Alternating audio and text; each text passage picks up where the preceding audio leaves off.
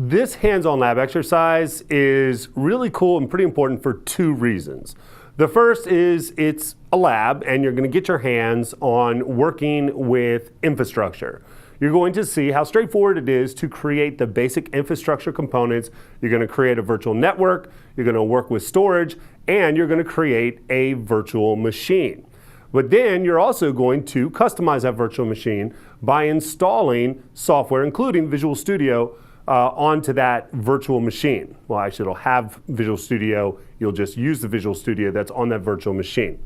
Now, the other part of this lab that's pretty cool is that you can then, once you've created that virtual machine, you can run all of your lab work in Azure from a virtual machine that's running in Azure. I like the symmetry of that.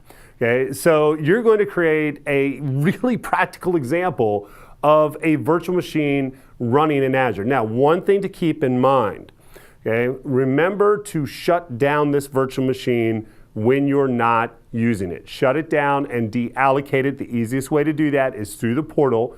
You know, the end of the day, you're done doing all of the serious work you're doing on your lab work. Great. The virtual machine won't go away, but you need to make sure it's deallocated. Otherwise, it's going to keep eating into your credits that you may have for this course.